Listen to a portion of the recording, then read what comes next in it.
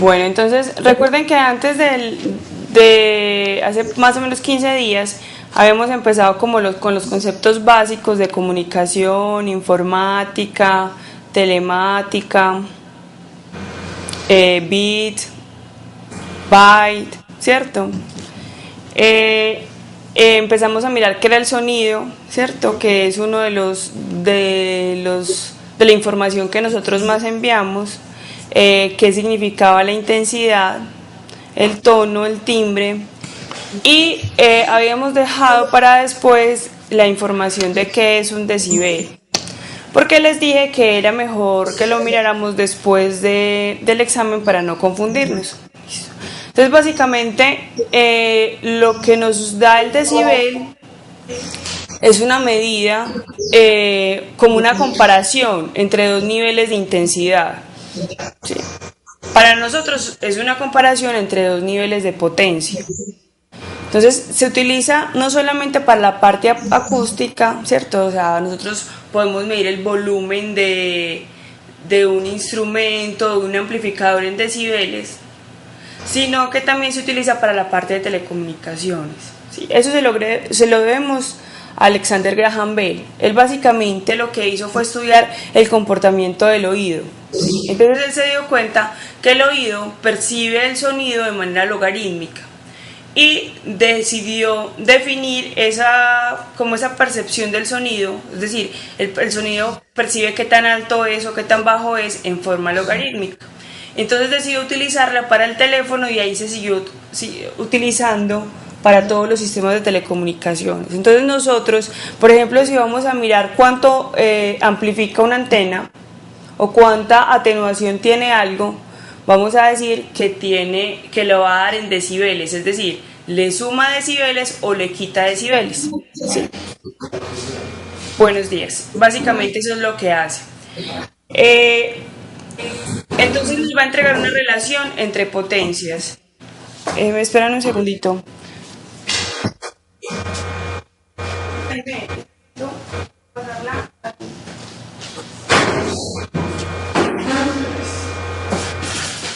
Entonces vamos a mirar básicamente cuál es esa relación que hay, ¿cierto? O cómo se define la relación. Entonces, por ejemplo, vamos a hacerlo con 10, ¿cierto? Entonces 10 es cuántas veces menor que 1000. Menos 3.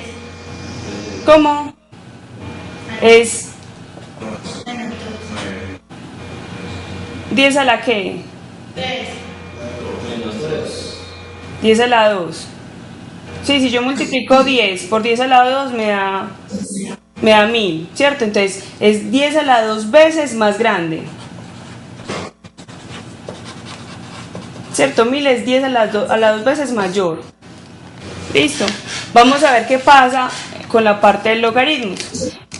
Con la parte de decibeles. Entonces el decibel se define como, yo tengo acá una unidad en decibeles, ¿cierto? Esta es como mi relación. Si están viendo bien, voy a escribir con este, a ver si está más oscurito. Es como lo mismo. Es igual a 10 logaritmo de, como yo les dije, es una comparación, ¿cierto? Entonces yo estoy comparando este con este. Entonces el que estoy comparando va arriba. ¿Sí? Y con el que voy a comparar va abajo. Entonces así hallo cuánta es la relación en decibeles. Esto va a ser igual a 10 logaritmo de 100. ¿Sí? ¿Y eso es igual a cuánto? ¿Tienen ahí calculadora? ¿Cómo? Sí. Bueno, entonces ayúdenme con el cálculo si tienen calculadora. Importante operada 20. Lo multiplicaste por 10 y te da 20. Entonces, cuando una unidad es 10 a la 2 veces mayor, Eso quiere decir que tiene una diferencia de 20 decibeles. ¿Sí ven? Nos está dando la referencia. Hagámoslo con otro. ¿Con cuál lo hacemos?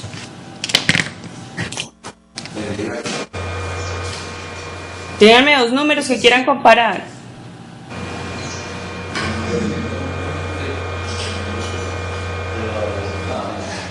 Chicos, necesito que hablen más duro porque no les escucho muy lejos. 52.000. 50 y 2000. y 2000. Listo. Entonces hagámoslo. ¿Cuánto equivale eso en decibeles? ¿Cierto? Eso es lo que necesitamos saber. Es igual a 10 logaritmo. ¿Cuál va abajo? 50. Ustedes quieren comparar contra el 50. Listo. Y arriba va a ir el 2000. Entonces eso es igual a ¿qué?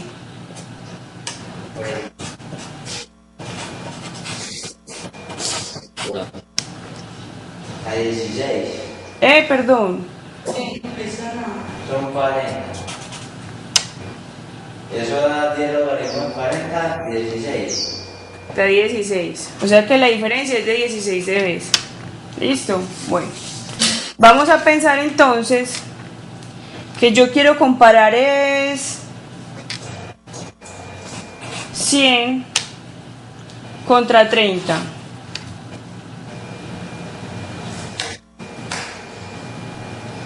¿Sí?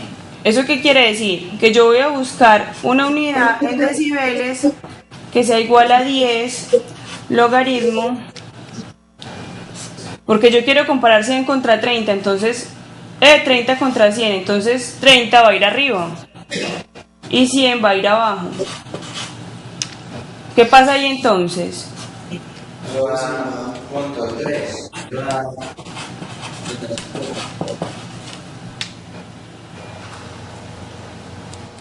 Menos 5.2 Menos 5.2 decibeles. ¿Qué pasa entonces? Si la unidad que yo tengo acá es menor que 1, ¿sí? Si la unidad que yo tengo acá es menor que 1, esto va a dar negativo. Así que no se asusten si esto les da negativo. Eso quiere decir que la comparación que hay acá es muy pequeña. Sí, eso quiere decir que es menos 5.2 decibeles menor. O sea, como es menor, entonces sabemos que es porque tiene aquí un menos. ¿Sí? ¿Alguna duda con eso? Bueno, resulta que los logaritmos tienen una posibilidad. Y es que si yo, por ejemplo, necesito sumar dos cantidades, ¿cierto? Y las tengo en un logaritmo, es como si yo colocara el logaritmo de A, si yo las estoy multiplicando, es como si yo colocara el logaritmo de A por el logaritmo E más el logaritmo de B. Si yo tengo dos cantidades multiplicadas, entonces puedo sumar. Y si yo tengo dos cantidades que se están dividiendo, entonces lo que hago es sacar la resta. Esto funciona de esa manera. ¿Eso qué quiere decir? Que cuando trabajemos con debes, nunca vamos a multiplicar y nunca vamos a dividir. Siempre vamos a sumar y siempre vamos a restar. ¿Listo? Entonces, si yo, por ejemplo, tengo que, por ejemplo, yo tenía una potencia de 5 decibeles, ¿cierto? Y la antena, ¿cierto? Una antena que tengo, por ejemplo, yo tengo acá un transmisor, acá se ve, este es mi transmisor, ¿cierto? Y al transmisor le coloqué una antenita, vamos a simbolizar así esa antenita, ¿cierto? Es como una antena parabólica. Entonces esa antenita me va a dar una amplitud una amplificación de 10 decibeles, por decirlo de alguna manera. Entonces yo tenía una potencia de 5 decibeles. ¿Qué tengo que hacer con esa si me la está amplificando?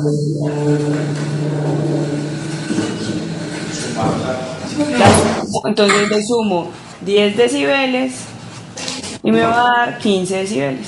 Eso quiere decir que mi señal acá, justo acá en el aire, tiene esa potencia. Aquí cuando está saliendo la ondita así, en el aire, tiene 15 decibeles. ¿Listo? También que es muy importante, yo tengo una potencia de 5 decibeles, ¿cierto? Yo les dije que aquí tenía una potencia de 5 decibeles. Y yo les pregunto, bueno, ¿y entonces cuántos vatios tengo acá?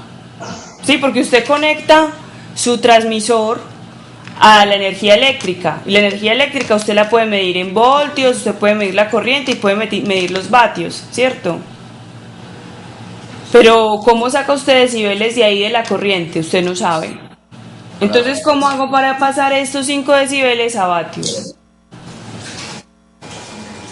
Por eso lo multiplico por 10 logaritmo de... No, recuerden, 5 decibeles va a ser igual a 10 logaritmo de algo. Sí, porque esto ya está en decibeles. Entonces, ¿cómo hago para saber qué hay acá? Pues es la otra medida que quiero transformar. Entonces tengo que hacerlo al revés, ¿cierto? Tengo que despejar de acá esta X. ¿Sí o no? Sí. Entonces lo primero que hago es que voy a pasar este a dividir, o sea que me queda 5 sobre 10 igual al logaritmo de X, ¿cierto? ¿Cuál es la función o la operación inversa al logaritmo? Logaritmo natural. ¿Cuál? Logaritmo natural. No, el logaritmo natural es simplemente, este es un logaritmo en base 10, el logaritmo natural es un logaritmo en base E. Ese sería 5. ¿Cómo? ¿Cuál es la función inversa del logaritmo? Ay, profesor, sin numerar. La potenciación. Entonces yo pongo, por ejemplo, como esto es en base 10, entonces yo pongo 10 a las 5 décimos y esto va a ser igual a X. Si yo tuviera un logaritmo natural, ¿sí? Como para hacer la comparación, a mí me quedaría E, que es el número de Euler, elevado a lo que yo tenga acá. ¿Sí? Entonces la función inversa es la potenciación, por eso queda 10 a las 5 sobre 10. Entonces, ¿eso qué quiere decir? La fórmula general, eso quiere decir que si yo tengo yo quiero hallar una función, pues el valor en vatios o en la unidad natural, ¿cierto? Entonces yo lo que voy a colocar es 10 por la unidad que yo tenía, pongámosle Y, en dB sobre 10.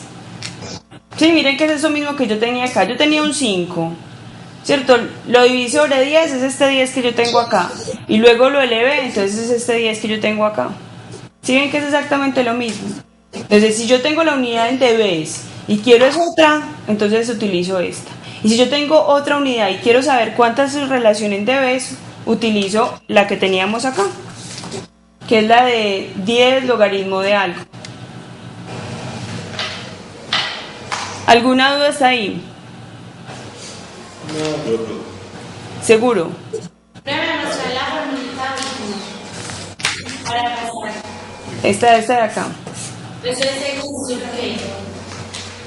No, depende de la unidad que nos den. Esto puede estar en voltios, puede estar en vatios, puede estar en milivatios.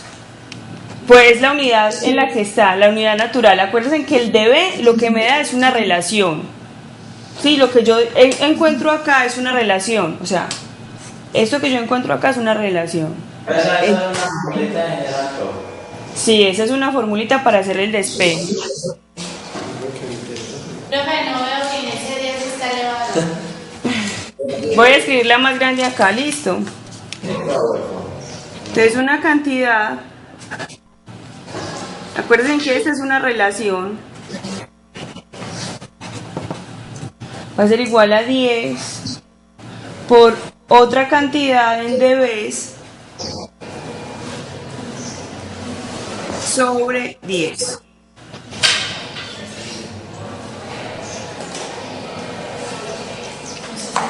¿Sí?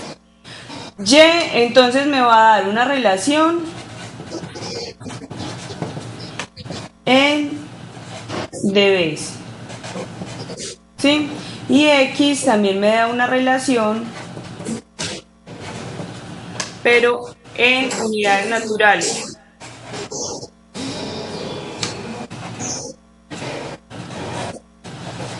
¿Por qué digo unidades naturales? Eso quiere decir que pueden ser voltios, una relación en voltios, una relación en vatios.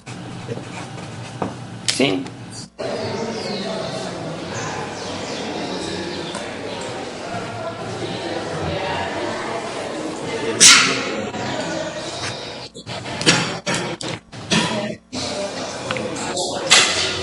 ¿Listo, chicos? ¿Alguna duda? ¿Cuánto? No. ¿Cuánto da qué? Estamos haciendo. Ah, pues háganlo ustedes, porque acuérdense que ustedes son los de la calculadora. ¿Cuánto es? Esto es 5 décimos, o sea, 10 a la punto 5. Pero esa 10 a la medio, profe, eso da raíz de 10, ¿no? ¿Raíz de 10? ¿Y cuánto es la raíz de 10? Pero más o menos. 3 elevado a Lo cual. 3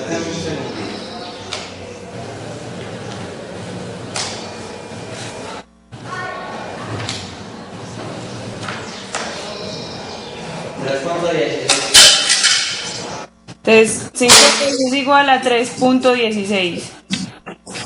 Sí, esa es la diferencia que hay entre las dos cantidades que había. ¿Ok?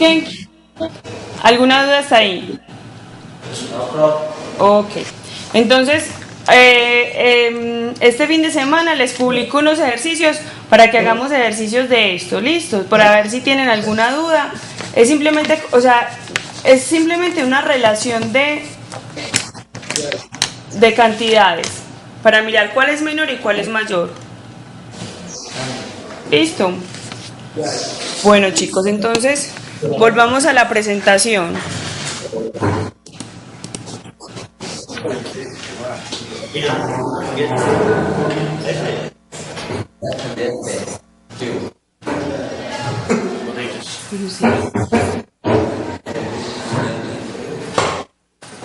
Bueno, entonces ya vimos el decibel, ya explicamos matemáticamente cómo tiene que estar, entonces recordemos que esto ya lo habíamos mirado, cómo evolucionó la telefonía.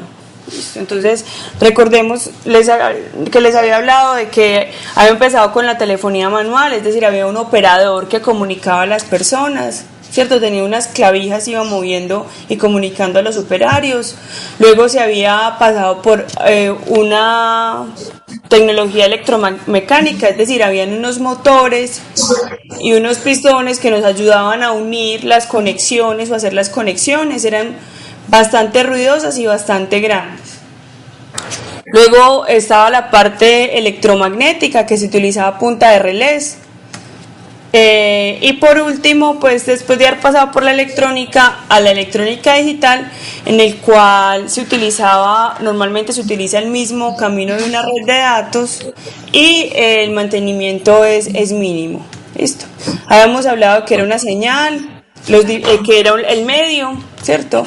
El canal, el circuito, y habíamos empezado a mirar los tipos de medios. Listo. Habíamos hablado del par de cobre. ¿Se acuerdan que es podríamos decir que es el cable más sencillo, que se utilizaba mucho o se utilizaba para hacer las conexiones de la antena al televisor? No sé si recuerdan un cable café muy planito, delgadito. Sí. Todavía se utiliza pero No en longitudes muy grandes. ¿Por qué no en longitudes muy grandes? Porque pueden entrar muchas interferencias. Entonces normalmente sí se utiliza, pero digamos que la recomendación no es ponerlo de 3 y 4 metros, sino muy pequeño, solamente para hacer acoples. Bueno, ¿recuerdan también el par trenzado? Sí, que yo les dije que habían dos tipos de recubrimiento, el FTP, que hace un recubrimiento de todo el cable, entonces hace un apantallamiento hacia afuera, y el STP, que hace un apantallamiento por cada par de cablecitos. Si lo miran en la gráfica, acá se ve que coge cada uno, pues el STP coge por cada parcito de cables y le pone como una especie de papel, como si fuera papel aluminio, ¿cierto? Este papelito es el que hace el apantallamiento, realmente no es un papel, es un metal, y me permite apantallar, de modo que no haya una inducción acá. También habíamos visto entonces el cable coaxial, que se utiliza muchísimo para la parte de televisión, porque ofrece una gran protección, está apantallado. Si lo ven por acá hay una mallita, pues tratan de pintar como si fuera una mallita, eso hace un apantallamiento. Luego tiene un dieléctrico, esa parte como negrita que se ve, hay un dieléctrico, y en el interior tiene un cable, ¿sí? ¿Qué se puede decir de el coaxial? Que es solamente transmite información por el cable interior, ¿cierto? El de afuera, este recubrimiento metálico de afuera solo le sirve para ser apantallado. Normalmente se aterriza, es decir, este metal que hay acá se conecta a tierra para aterrizarlo. También se utiliza mucho en la parte de radio para llevar señales de los radios de comunicaciones a las antenas. También se utiliza muchísimo y son cables ya muchísimo más grandes que el que uno ve en la casa, que es el que instala para el televisor, sino así pues, o sea, muchísimo más grandes y muy rígidos. Aquí hay unos que el recubrimiento, básicamente lo que le da la rigidez es el recubrimiento. Entonces, si el recubrimiento es una placa metálica, entonces es bastante rígido, muy duro, pues sí es difícil de hacer el montaje. También estos vienen con como con un tejido de cables. Si el que uno utiliza en la casa normalmente tienes como un tejido, ¿cierto? Como si yo cogiera un cordón de los zapatos y lo tratara como de volver redondito o quitarle lo que hay adentro, ¿sí? Así, si yo tuviera solamente la parte de afuera, así se vería este tejido del coaxial, ¿sí? Es como un tejido de diferentes cables pequeñitos, entonces eso lo hace más flexible y hace que yo pueda trabajar con él y hacer la instalación más sencilla. ¿Alguna duda con el cable coaxial? ¿Todos han visto un cable coaxial?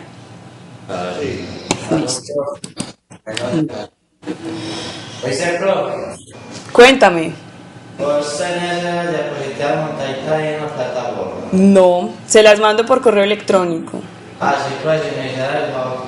Claro que sí, yo se las mando por el correo electrónico. Bueno, chicos, el otro medio que teníamos entonces era la fibra óptica, ¿sí? Estamos hablando de medios confinados, es decir, sabemos que la señal de información se está yendo por ese medio, ahí, confinado dentro del coaxial o confinado dentro del par de cobre o confinado dentro de la fibra óptica, ¿sí? Entonces la fibra óptica es uno de los medios confinados, digamos que con mejores condiciones para la transmisión de sistemas de telecomunicaciones, porque nos entrega una baja atenuación. ¿Qué quiere decir eso? Que la potencia al final de la transmisión baja muy poquito, ¿sí? Yo les había dicho que habían muchas cosas que interferían dentro de la transmisión de una señal, ¿cierto?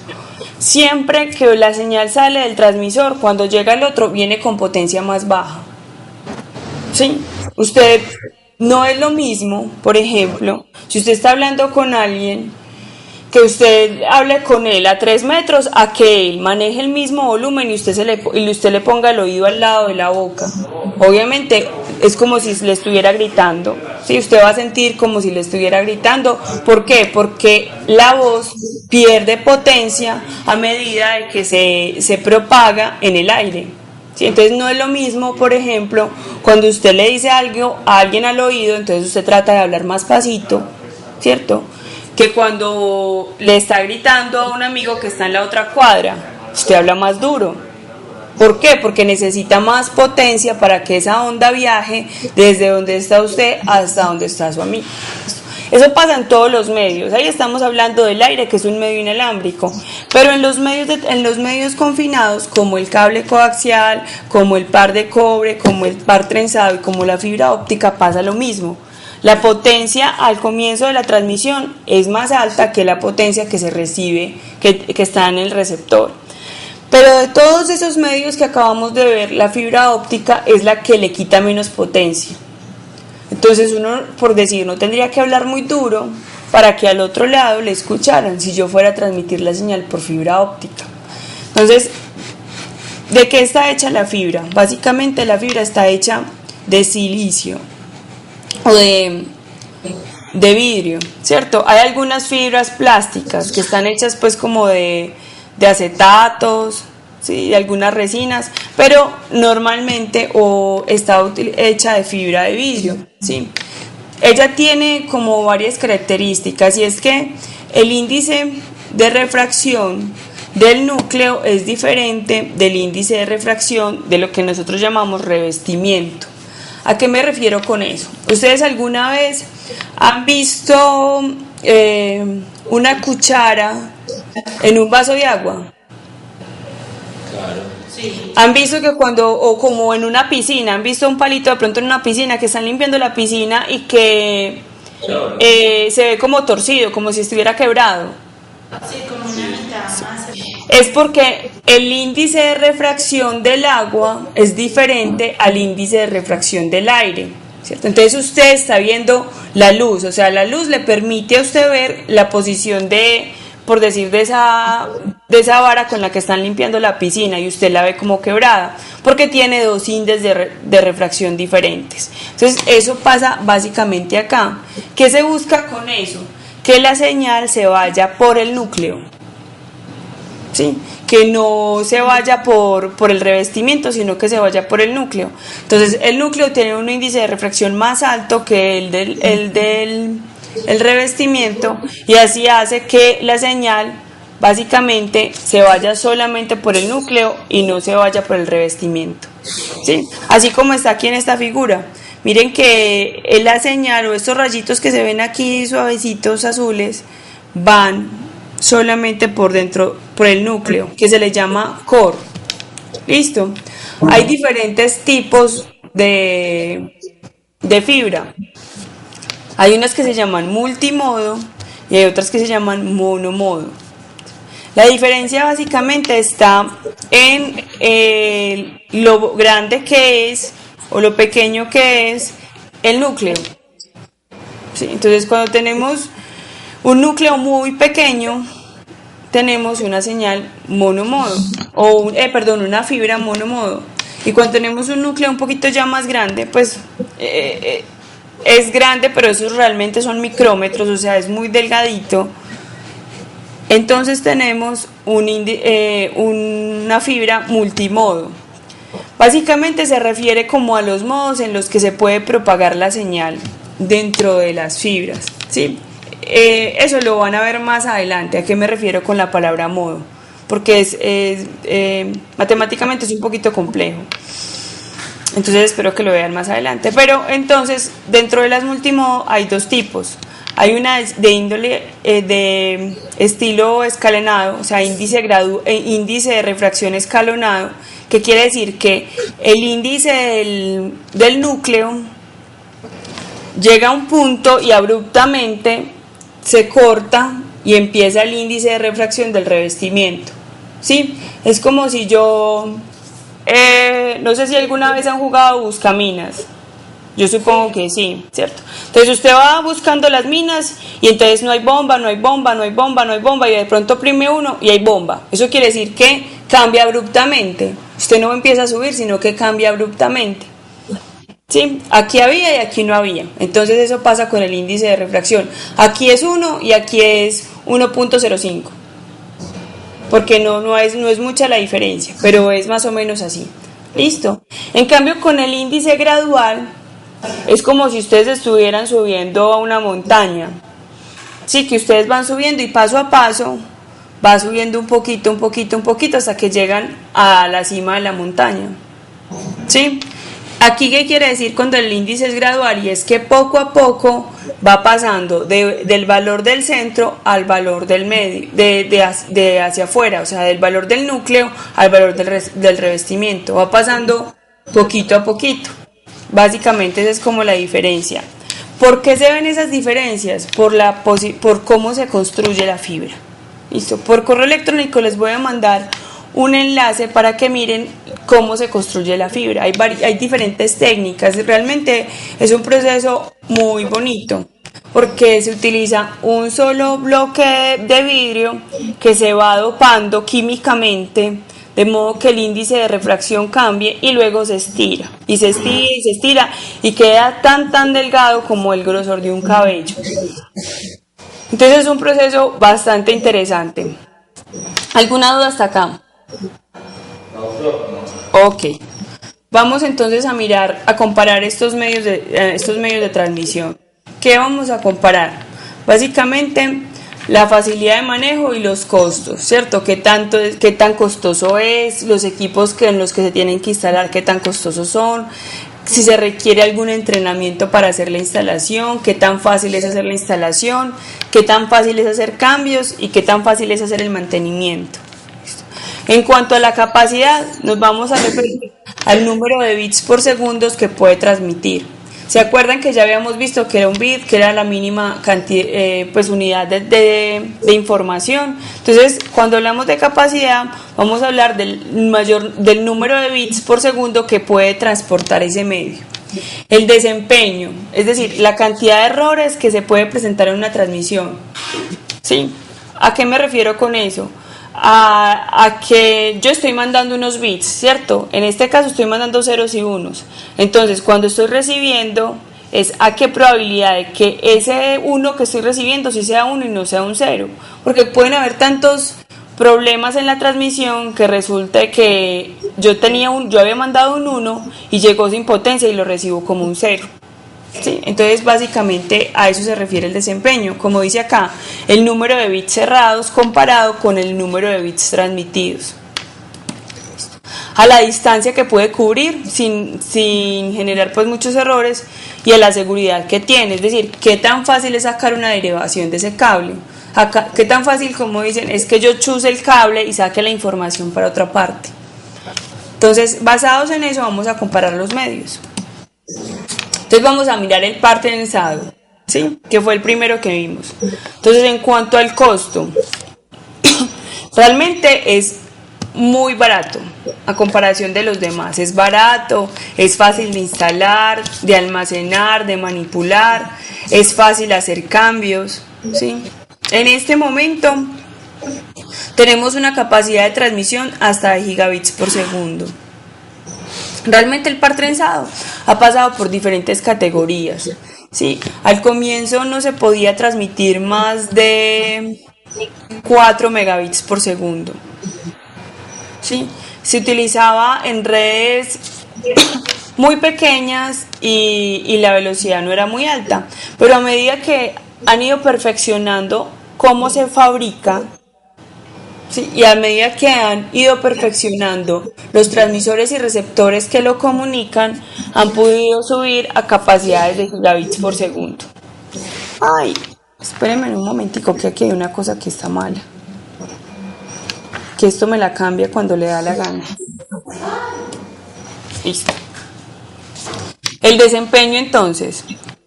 El desempeño quiere decir, ¿se acuerdan que habíamos hablado de la cantidad de errores transmitidos? Entonces aquí dice que tiene un desempeño de 1 por 10 a la menos 5. ¿Qué quiere decir eso? Que en 10.000 bits que transmita, uno está malo. Sí, en 10.000 bits. En 10.000 bits, 110.000 es 10. A ver, que no me vaya a equivocar yo acá. 1, 2, 3. Es 1 por 10 a la 5, ¿cierto? Entonces, en 10.000 bits que transmita, uno está malo. ¿Sí? ¿Eso qué quiere decir? Eso se le llama bit error radio, o sea, tasa de transmisión, tasa de errores de bit, así se le llama eso, ¿sí? Y es de 1 por 10 a la menos 5. Ahí dice que hay que protegerlo. ¿Eso qué quiere decir? Que es posible apantallarlo, así como lo vimos, como el FTP y como el STP, para que exista menos interferencia y la tasa de bits mejore. ¿Alguna duda hasta ahí? Entonces, dime. ¿Por qué qué? ¿Por qué 10.000 y no 100.000? Porque yo me equivoco. Por eso les dije que es 10 a la 5. A ver, sí, es 100.000, perdón.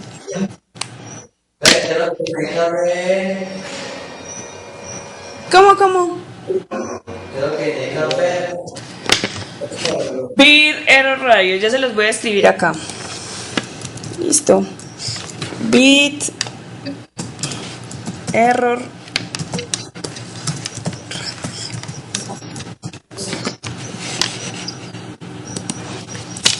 es tasa de error de bit.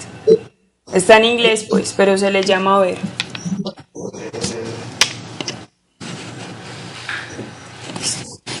Bueno, y la distancia máxima que trabaja son 3 kilómetros, pero cuando hablamos de 3 kilómetros no podemos hablar de estas velocidades, ¿cierto? Hay velocidades de gigabits.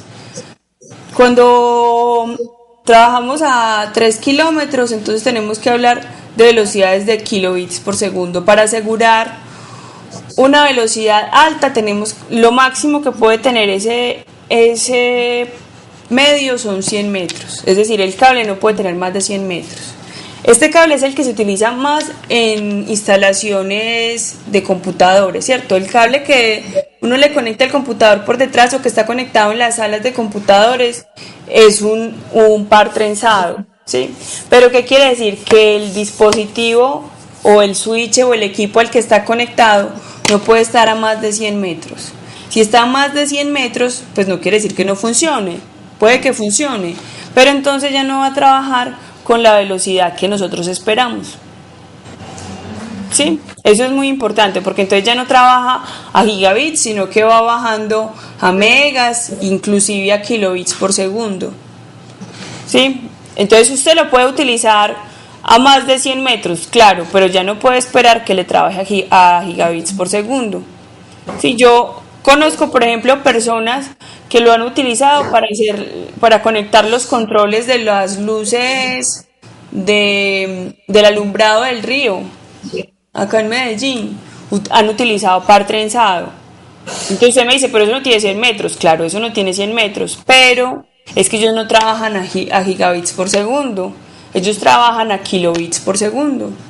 Entonces les da la velocidad para lo que tienen que transmitir. Entonces, ustedes como ingenieros de telecomunicaciones, pues claro, saben que esto no puede trabajar a 100, pero también depende de qué solución estén dando ustedes. ¿Sí? Si están haciendo un control de un equipo y no necesitan tanta velocidad, les puede funcionar.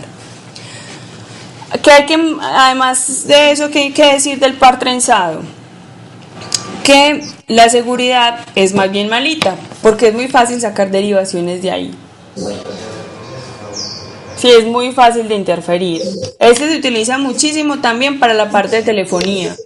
Y casi que yo pudiera así como medio pelar el cablecito, ponerle dos cablecitos más a las señales por las cuales yo se va la información o la llamada telefónica y podría conectar un teléfono ahí para escuchar qué es lo que se está diciendo. Entonces es bastante fácil de sacar derivaciones de este cable. Bueno, vamos entonces a mirar el coaxial. El coaxial es un poquito más costoso que el par trenzado.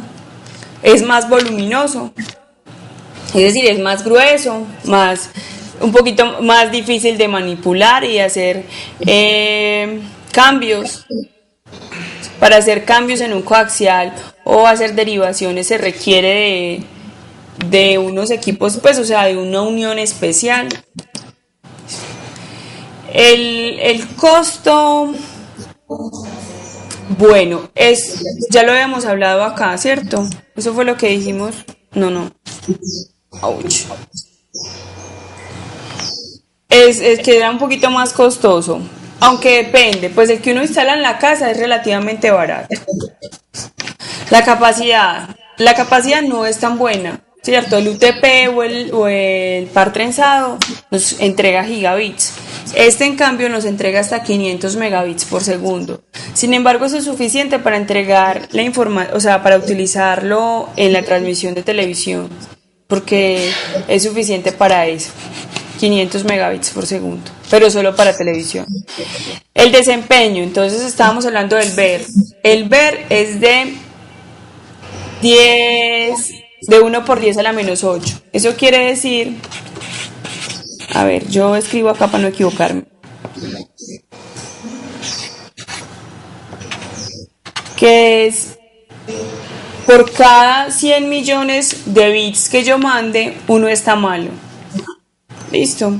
Pero este tiene una gran ventaja, y es que yo lo puedo instalar entre 2 y 3 kilómetros y me va a seguir funcionando con ese rendimiento que tengo allá.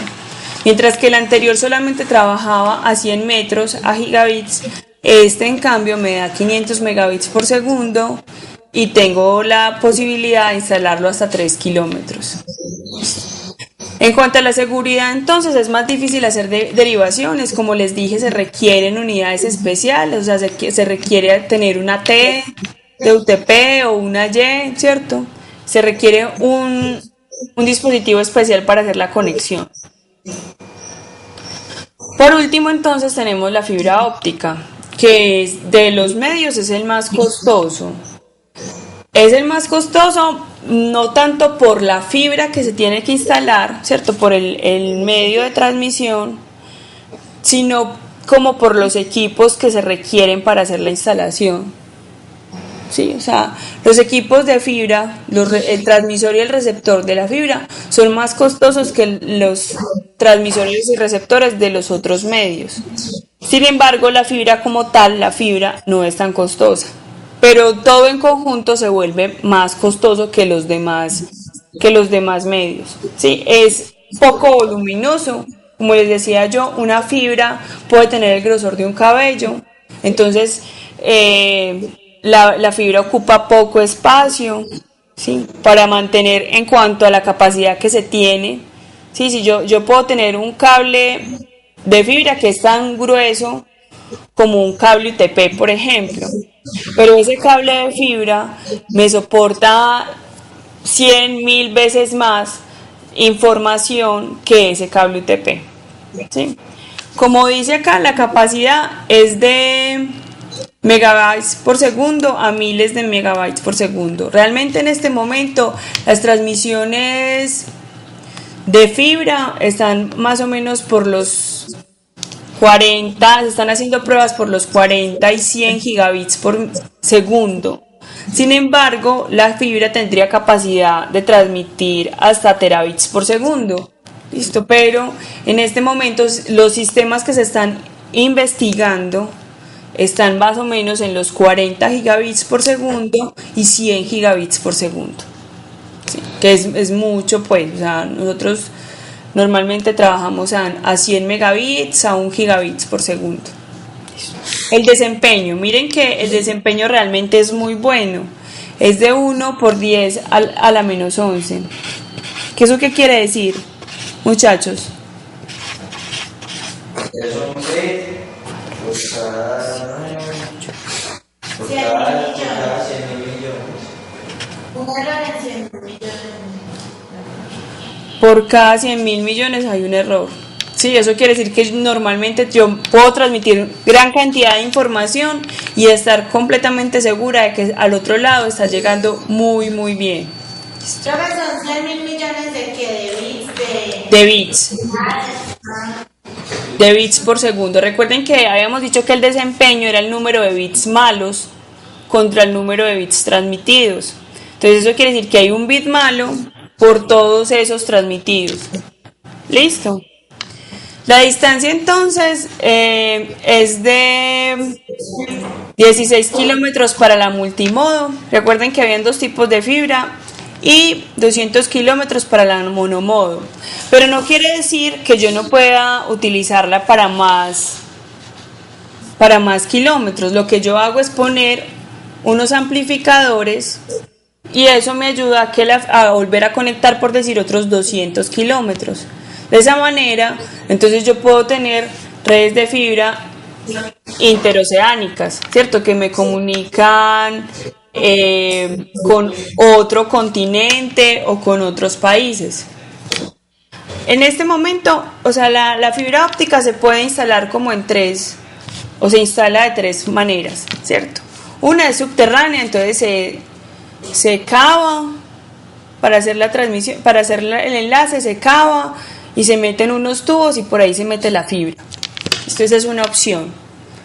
Normalmente, entonces, por ejemplo, si yo voy a hacer una comunicación desde Medellín hasta Barranquilla, entonces es muy probable que yo me vaya por toda la carretera, ¿sí? Pase por Yarumal, ¿cierto?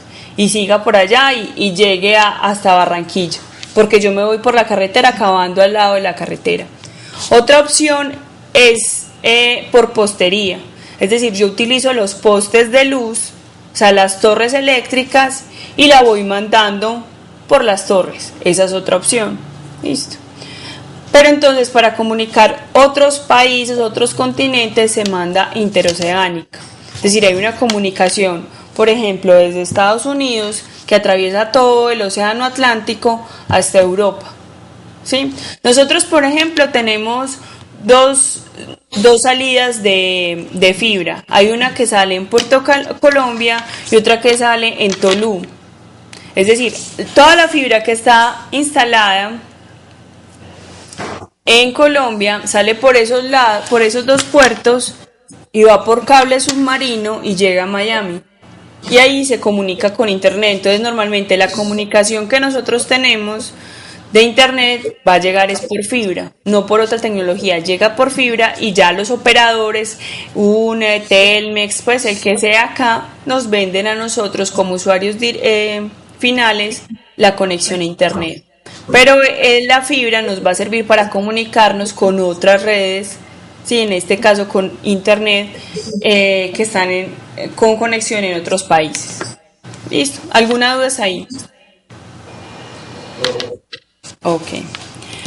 Bueno, y en cuanto a la seguridad, Espérate, profe. cuéntame. Eso ya me dio la duda.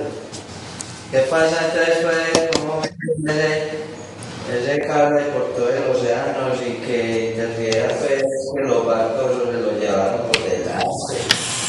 Pero, sí, Bueno, lo que pasa es que hay cables que van bordeando el continente. Sí, hay cables que van bordeando el continente y otros cables que van interoceánicos.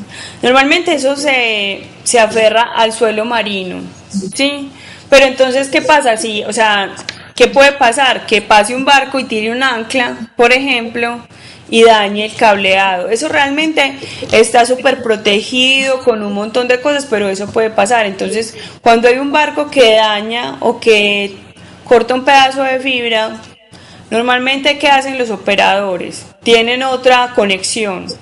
Sí, es muy probable que no se dañen las dos al mismo tiempo, entonces tienen dos conexiones para jugar con ella. Si no transmiten por acá, transmiten por acá, ¿cierto?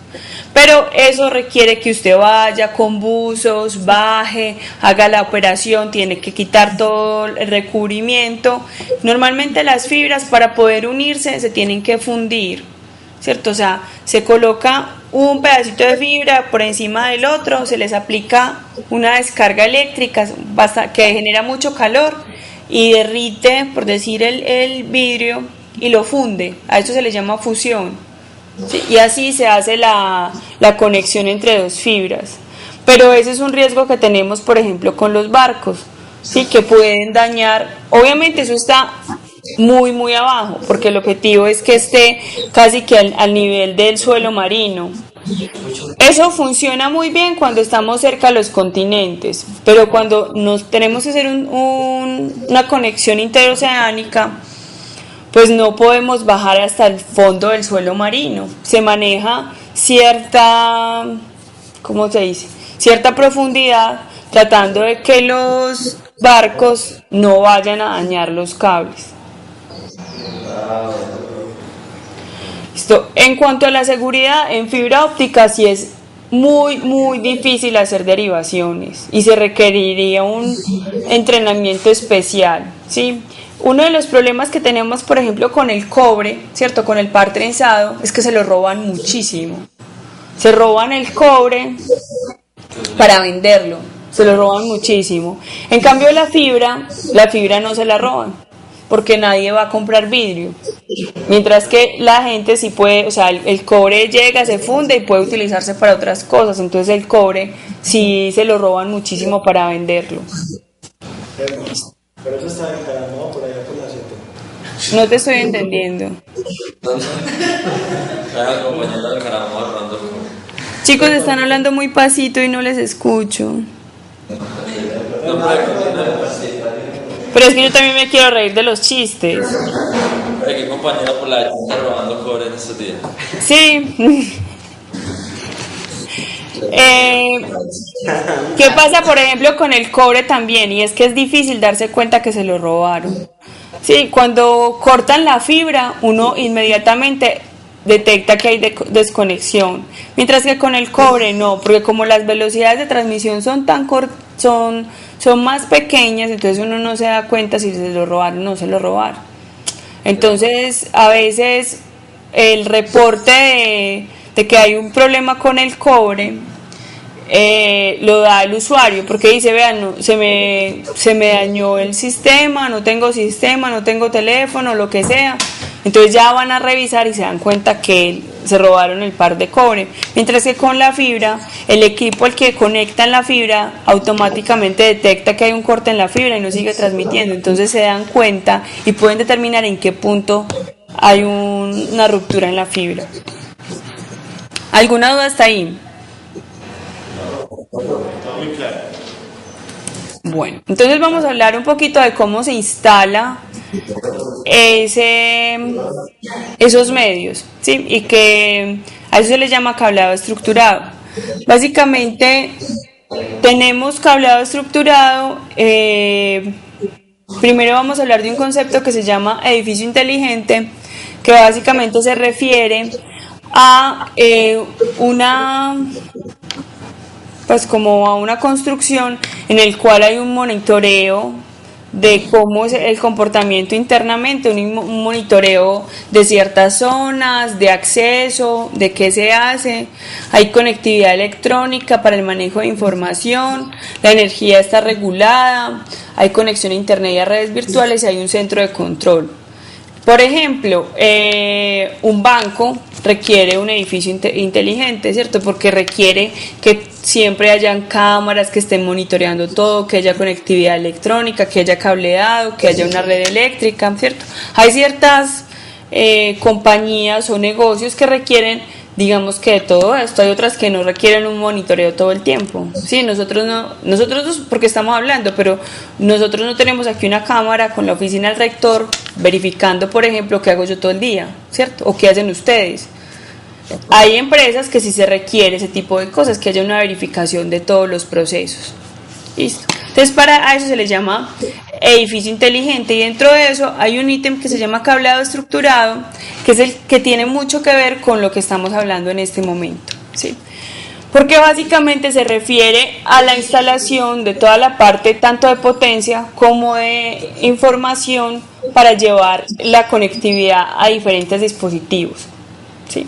Eso quiere decir, yo tengo una oficina, entonces el teléfono, el computador y los tomacorrientes que hay en esa oficina deben estar instalados bajo un cableado estructurado.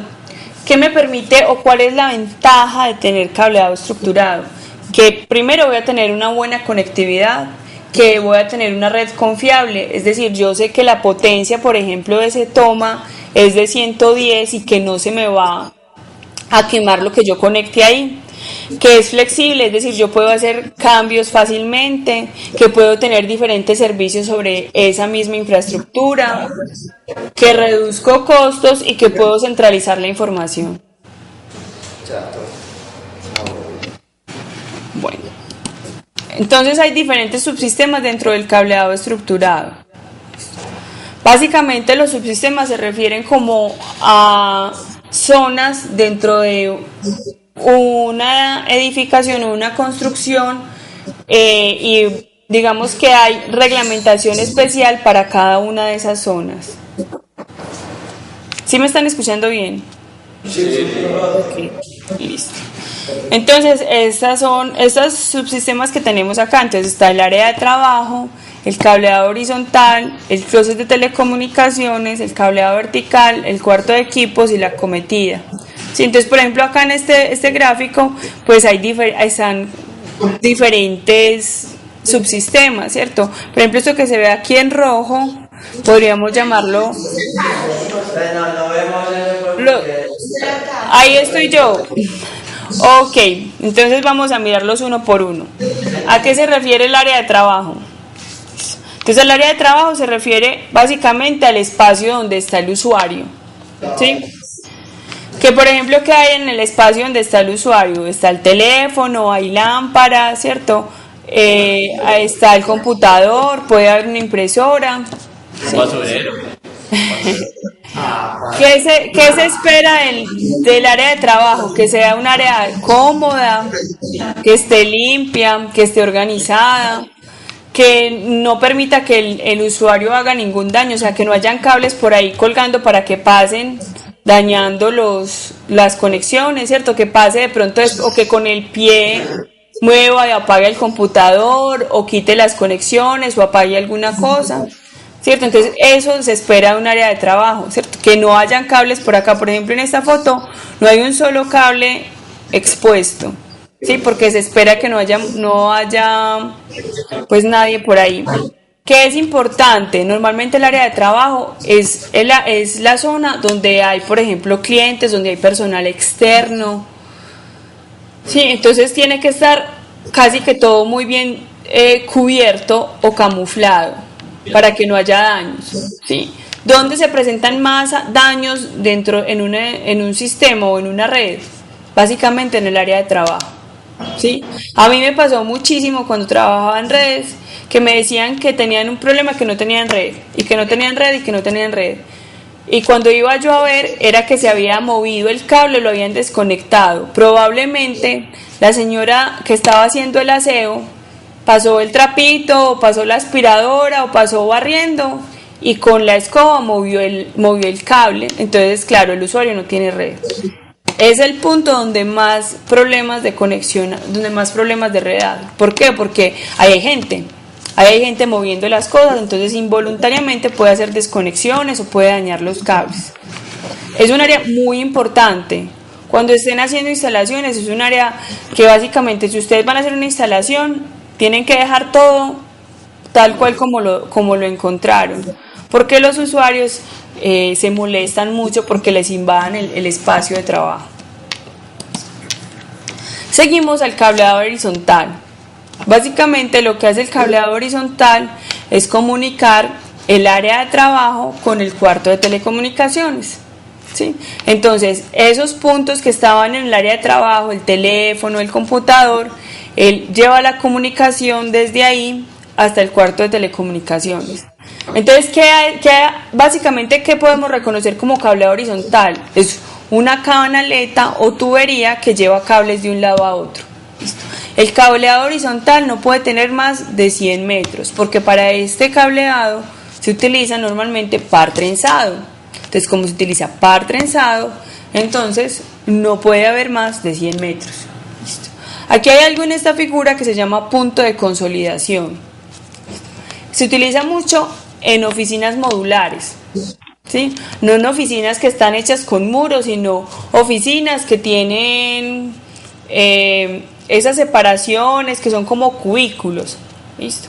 Porque los cubículos se modifican fácilmente, entonces a veces dentro de las empresas los modifican mucho. Entonces, los primeros 6 meses los organizaron así, pero entonces contrataron a otra persona más, entonces lo que hicieron fue reorganizar para que cupiera otra persona más. Entonces, ¿qué pasa cuando van a modificar los módulos? Le mueven a usted todo el cableado. ¿Sí? Su cableado hay que volverlo a tirar. Entonces, por eso se inventaron el punto de consolidación. Básicamente es porque es como una caja intermedia, ¿cierto? Entonces, yo tengo mis cables tirados hasta el cuarto de telecomunicaciones. Entonces, yo llego y los paso por un punto de consolidación y los dejo quietecitos. Esos no los muevo. Solamente muevo del punto de consolidación hasta el área de trabajo. De esa manera, entonces me ahorro toda la inversión que hice acá en cable, ¿cierto? Toda la inversión entre el punto de consolidación o todo el cable entre el punto de consolidación y el cuarto de telecomunicaciones no lo tengo que modificar, no lo tengo que desmontar. Entonces, esa es una plática que me ahorro. Y solamente manejo o hago cambios entre el punto de consolidación y el área de trabajo. Entonces, así cada que se les ocurra hacer un cambio, pues yo no me preocupo tanto porque tengo un punto de consolidación y entonces no va a ser tan costoso. Listo. A veces utilizan puntos de consolidación. No siempre vas a encontrar un punto de consolidación. Muchas veces lo que hacen es que cambian todo, absolutamente todo, hasta el cuarto de telecomunicaciones. Pero ya es una decisión que usted como ingeniero de telecomunicaciones va a tomar en el momento en que esté trabajando. Usted dice, bueno, voy a poner un punto de consolidación o no vale la pena y me voy hasta el cuarto de telecomunicaciones. ¿Sí? Para eso entonces se utilizan diferentes tipos de canaleta. Aquí en la gráfica, ¿sí la ven, cierto? Hay una canaleta plástica. Sí, también hay canaletas metálicas, se pueden utilizar tubos, hay diferentes tipos de tubería, pero y también se pueden utilizar algo que se llaman canastillas, que son como una escalerita, pero está pequeña, fijada en el techo. No sé si alguna vez la han visto. Sí, sobre todo bueno, aquí yo las he visto en parqueaderos, normalmente en los sótanos tienen canastillas donde van diferentes tipos de cables. Listo. Por ejemplo, esta que hay acá, esta canaleta que es plástica, tiene como unas separaciones internas. ¿Sí las ven? Sí. Esas separaciones internas nos permiten, por ejemplo, tirar cables cableado eléctrico por unos y cableado de datos por otros. ¿Sí? Es importante que el cableado eléctrico esté separado del cableado de datos, porque como yo les dije, el UTP puede recibir interferencias externas y el cableado de potencia, ¿cierto? La alimentación de energía maneja voltajes alticos en comparación con los voltajes que nosotros manejamos. ¿A qué me refiero? Por ejemplo, un tomo eléctrico maneja normalmente 120, ¿cierto? Dependiendo de lo que usted necesita, puede manejar hasta 240, pero maneja normalmente 120, 125. Sí, depende de qué tan bien regulado está, pero eso es como lo que maneja. Listo. En cambio, nosotros en cableado UTP, las potencias que mandamos por ahí son máximo de 12 voltios. ¿Sí ven la diferencia? Entonces, el cableado de potencia tiene tiene mucha más potencia que el cableado de información. El cableado eléctrico tiene mucha más potencia y por lo tanto puede generar interferencias en los cableados de datos. Entonces, por eso tienen que estar separaditos. Y por eso estas canaletas traen como unas divisiones. ¿Alguna duda hasta ahí? No. Ok.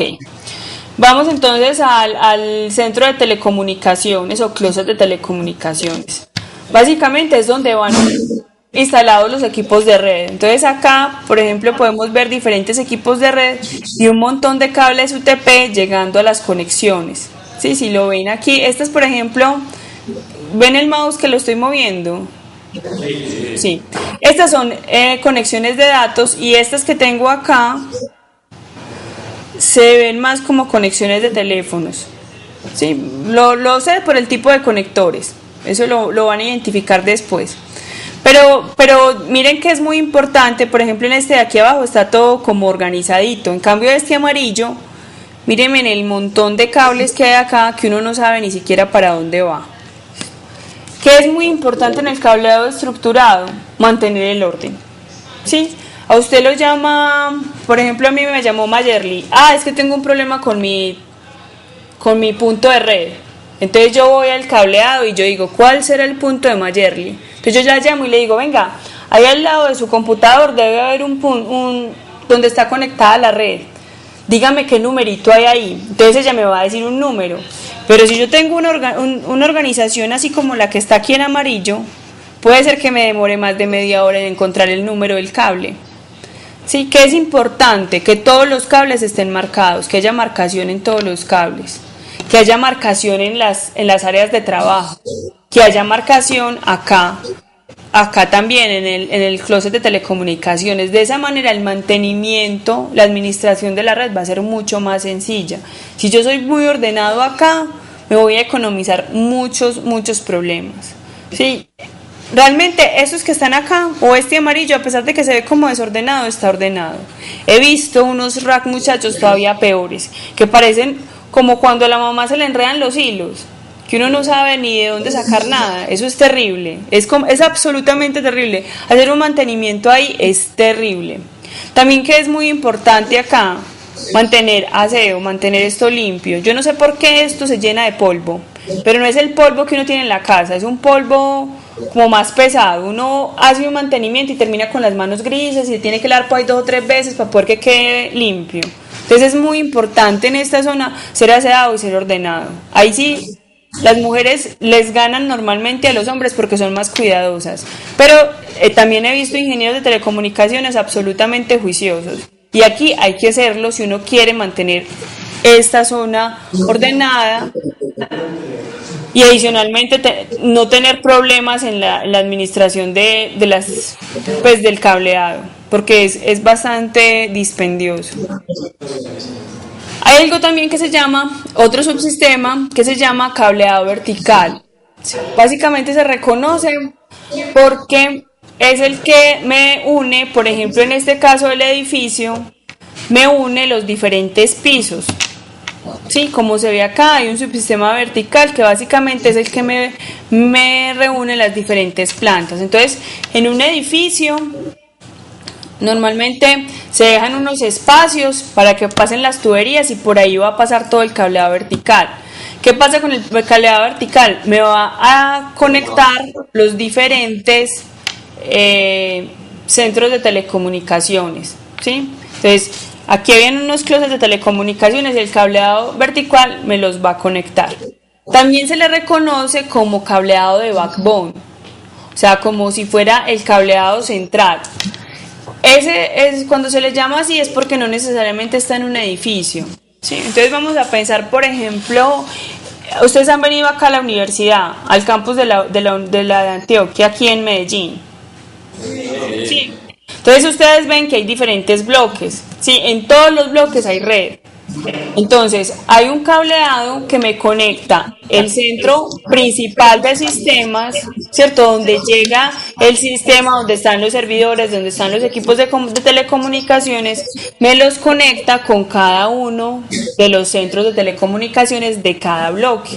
A eso entonces se le llama cableado de backbone y sigue la misma norma del cableado vertical, ¿sí? El cableado vertical se le llama así básicamente es porque yo lo ubico dentro de un edificio, pero podría ser el mismo cableado de backbone que me comunica diferentes bloques dentro de un campus. ¿Sí? Entonces va a depender de qué tan grande sea mi red, ¿cierto? Si yo manejo una red tan grande como la red de la universidad, ¿cierto? Que tiene un montón de usuarios, cuántos profesores tienen computadores, cuántas salas de computadores hay para los alumnos, cuántos alumnos hay conectados con su portátil a la red inalámbrica. Entonces yo tengo un montón de usuarios conectados a la red y tengo un campus muy grande, una zona muy grande en la cual tengo que repartirlo. Entonces en ese caso se le llama cableado de backbone. Pero si yo tengo una oficina en un edificio, entonces yo por cada edificio tengo un centro de telecomunicaciones, por cada piso tengo un centro de telecomunicaciones y hago la conexión y a eso se le llama cableado vertical, pero es básicamente lo mismo. ¿Alguna duda hasta ahí? No, ¿Cuál conexión es mejor de las dos? No, es que depende, hacen el mismo servicio. Es muy probable que, por ejemplo, el cableado vertical yo lo tenga en UTP. Sí, y que cuando yo hable de backbone, miren que los bloques están a más de 100 metros. Entonces, cuando yo hable de backbone, entonces ya tengo que utilizar, por ejemplo, fibra. Entonces, es probable que la universidad tenga su cableado de backbone en fibra. Esa fibra nos reúne los diferentes bloques. Porque entonces ahí ya no necesitamos, o sea, como necesitamos, pues primero buena capacidad, pero como tenemos que extenderlo a más distancia, a mayor distancia, entonces utilizamos una fibra. ¿Sí? Esa es como la diferencia entre los dos. Pero básicamente no es que uno sea mejor que el otro, no, es que ahí tiene que cumplir con los requisitos de la empresa. O sea, por ese cableado va a ir todas las solicitudes de todos los usuarios. Entonces tiene que tener un cableado de muy buenas capacidades. ¿Sí? No es que uno sea mejor que el otro, es usted el que tiene que definir qué es lo que va a ir por ahí. ¿Listo? Por último está el cuarto de equipos, que es como la unidad central de la red. Ahí voy a tener equipos de telecomunicaciones como algunos que se ven por acá atrás, pero voy a tener todos los servidores. Miren, todo esto que se ve acá son servidores, ¿sí? De impresión, de bases de datos, de almacenamiento, todos estos son servidores. Entonces toda la conexión llega a los servidores. Si ven por acá en la parte de arriba hay como una escalerita, ¿cierto? Por esa escalerita es que yo digo que llega el cableado. A estos cuartos, a este centro de cómputo, cuarto de equipos, normalmente llega el cableado por el piso. Si pueden ver ahí un poquito, el piso de este cuarto de equipos es falso. Miren que tiene unas rejillas. Eso quiere decir que está el piso y por encima están estas rejillas. ¿Sí? Lo que trata eso es que por debajo vaya todo el cableado y entre a los cuartos de equipos por el piso, de modo que usted pueda caminar libremente por acá. Eso es muy importante. Como usted tiene que entrar acá a hacer reparaciones o revisar cosas en los servidores, entonces usted tiene que poder tener movilidad y entrar a cualquiera de los equipos, ¿sí? Los cables igual tienen que estar marcados, tienen que estar muy organizados, pero normalmente entran por encima o por debajo. Acá la potencia tiene que estar regulada, todos estos equipos tienen que tener potencia regulada. Normalmente se manejan UPS para soportar la energía o regular la energía en el momento en que haya una caída de energía. También se manejan... se me olvidó cómo se llama. Se me olvidó el nombre. Bueno, se manejan unas unidades unas plantas, se llaman plantas, una planta eléctrica, la cual normalmente son a base de gasolina, ¿sí? Entonces, en el momento en que haya fallas en el fluido eléctrico, entonces se prende la planta y eso tiene que ser pues en cuestión de milisegundos. ¿Sí? Mientras que la UPS es como una batería pequeñita y puede soportar el consumo por algunos minutos, pero la planta casi que tiene que entrar automáticamente en conmutación y recibir toda la carga eléctrica que tienen estos equipos. ¿Sí? Que es muy importante acá, el control de temperatura normalmente tienen que ser zonas refrigeradas. Tiene que tener alarma contra incendios, porque ahí está toda la información de la empresa. Entonces, si hay un incendio, esos computadores se tienen que salvar. En caso de que haya problemas entonces de luz, como se los acaba de decir, de fluido eléctrico, entonces tiene una planta, adicionalmente tiene seguridad, tienen cámaras de seguridad. Acá solamente puede entrar personal autorizado, no puede entrar cualquier persona.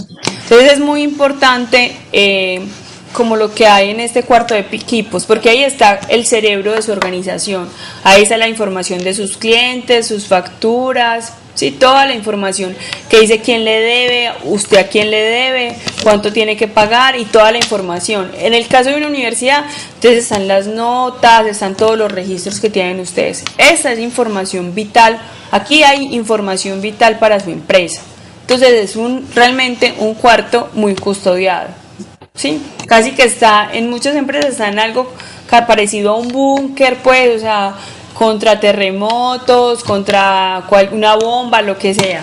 Está muy, muy bien protegido. ¿Alguna duda hasta ahí?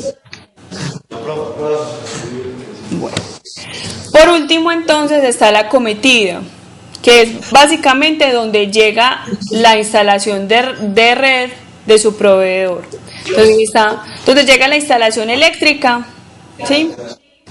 O donde llega la conexión a la red, que puede llegar por fibra o por algún cable o puede llegar de manera inalámbrica. Por eso tengo acá estas antenas, ¿sí? Entonces, dependiendo de cómo tenga usted la conexión, entonces, por ejemplo, su servicio de internet puede llegar inalámbrico o puede llegar por cable o puede llegar por fibra, ¿sí? Igualmente, pues su servicio eléctrico pues llega por un cable y a eso se le llama acometida, porque es la entrada al edificio básicamente. Y con eso terminamos cada uno de los subsistemas del cableado estructurado, que es muy importante ahí. Cada uno de ellos tiene una normatividad. Entonces, en el momento en que ustedes empiezan a instalar, es importante que conozcan la norma, que conozcan cómo yo les conté aquí algunos datos, pero hay unas especificaciones ya para la instalación, de distancias, de volúmenes, que seguramente las van a ver más adelante, pero que igual en el momento de hacer la instalación es importante que ustedes las reconozcan, ¿sí? Para que miren, para que puedan supervisar. Es probable que no sean ustedes los que hagan la instalación, ¿cierto? Que sean otras personas, pero como ustedes están contratando el servicio, tienen que conocer muy bien la norma para poder verificar qué es lo que ellos le tienen que entregar. ¿Alguna duda hasta ahí? Ok, bueno. Entonces, vamos a hablar un poquito del entorno inalámbrico para que terminemos, ¿sí? Habíamos hablado, entonces, ustedes reconocen que es una onda, ¿cierto? Que hay diferentes tipos de ondas mecánicas y ondas electromagnéticas. Entre las ondas mecánicas entonces está el sonido, que ya habíamos hablado mucho del sonido, y dentro de las ondas electromagnéticas está, por ejemplo, la luz. Listo. Resulta que dentro del espectro o en las diferentes ondas electromagnéticas hay unas ondas que nosotros llamamos radioeléctricas. ¿Qué quiere decir? Que las utilizamos para sistemas de radiocomunicaciones. Sí, entonces es un espectro más reducido dentro del espectro electromagnético. Entonces el espectro electromagnético tiene muchas ondas como están acá, ¿sí? Por ejemplo, acá donde está como el arco iris, esa es la luz visible, ¿cierto? Ese es el que nosotros vemos. Pero hay un espectro más grande, ¿sí? Están los rayos gamma, están los rayos X, ultravioleta, visible. Entonces, cada de ellos tiene una frecuencia y una longitud de onda. Y tiene una aplicación, ¿sí? Lo que hay en el wiki, o lo que deberían hacer ustedes en el wiki, es completar, es definir, vea, yo voy a trabajar, no sé, rayos gamma o rayos X, por ejemplo. Entonces voy a mirar qué se hace con los rayos X, cuál es la frecuencia en la que se utiliza, cuál es la longitud de onda, cuál es la potencia promedio, la energía promedio de esos rayos y para qué se utiliza. Sí, eso es lo que hay que hacer en el wiki, básicamente. Pero nosotros solo utilizamos una parte de este espectro. Nosotros no utilizamos todo el espectro, solamente una parte del espectro para telecomunicaciones, ¿sí? Para otras aplicaciones sí se utilizan otro tipo de rayos del espectro, pero nosotros para telecomunicaciones solo utilizamos una parte, que llamamos el espectro radioeléctrico, ¿sí? Que está aquí. Entonces hay diferentes, igual dentro del espectro radioeléctrico nosotros agrupamos como por grupitos de frecuencias, a eso se le llama banda, ¿sí? A esos grupitos de frecuencias, y aquí están los grupitos de frecuencias. Entonces hay uno que se llama frecuencias muy bajas, pues no tienen nombres muy complicados: frecuencias bajas, frecuencias medias, frecuencias altas, frecuencias muy altas, frecuencias ultra altas, frecuencias super altas y frecuencias extra altas. Miren que no tienen nombres extraños, ¿sí? Básicamente se refiere a los tipos de frecuencias, a esos grupitos de frecuencias. Entonces acá, por ejemplo, sabemos que las frecuencias muy bajas se utilizan para enlaces de radio a gran distancia, ¿sí? Las frecuencias medias, por ejemplo, se utilizan para radiodifusión. Cuando hablamos de radiodifusión, entonces estamos hablando de televisión y estamos hablando de radio, pues de radio comercial, del radio AM o FM. Listo. Por ejemplo, aquí en las frecuencias super altas, entonces estamos hablando de, por ejemplo, de radares. ¿Sí? Para ver mejor el espectro, entonces los invito a que miren la página del ministerio. Sí, de todas maneras, voy a tratar de tratarla la próxima clase, vamos a tratar de mirarla, ¿sí? Y les queda una tarea para la próxima clase, y es buscar diferentes tecnologías que utilizan radio, buscar cuáles son como esta tablita que tengo acá, tratar de llenarla, ¿sí? Les digo que les queda una tarea es porque la próxima clase vamos a hacer como una actividad con eso. Ustedes habíamos hablado al comienzo del semestre que me iban a hacer preguntas durante la semana para yo resolverlas acá, y que esas preguntas, yo por esas preguntas daba una nota que estaba dentro del seguimiento. Pero resulta que si es así, todos van a perder esa nota, porque solamente uno una vez me ha mandado preguntas. De resto nadie más me ha mandado preguntas. Entonces, como yo supongo que las cosas están muy claras, para la próxima vamos a hacer una actividad acá y necesito que consulten estas cositas. No, yo se las mando por correo electrónico. Esto se los mando ahorita por correo electrónico, de modo que puedan tener tanto las frecuencias como esta tablita que tengo acá. ¿Listo? La dirección de la página del ministerio. Sí, también les mando entonces la dirección de la página del ministerio. ¿Listo? Yo no entiendo cómo llenar el cuadro. Pues es que ustedes, por ejemplo, usted dice, yo voy a mirar Wi-Fi, entonces voy a preguntar cuál es el nombre del estándar, en qué frecuencia trabaja, esto sí es licenciado, es que si tengo que pagar por el servicio o no, cuánto es la cobertura máxima que tiene esa tecnología, cuántos usuarios me soporta, a qué velocidad funciona y si requiere línea de vista o no. Si ustedes entran a Wikipedia van a encontrar esa información. ¿Listo? Y si cualquier cosa, pues igual me hacen preguntas, si no están encontrando alguna, me cuentan y buscamos la información o yo se las ayudo a buscar. ¿Listo? Bueno, chicos, entonces nos vemos dentro de 8 días. ¿Perdón? Chao, muchachos, que estén bien.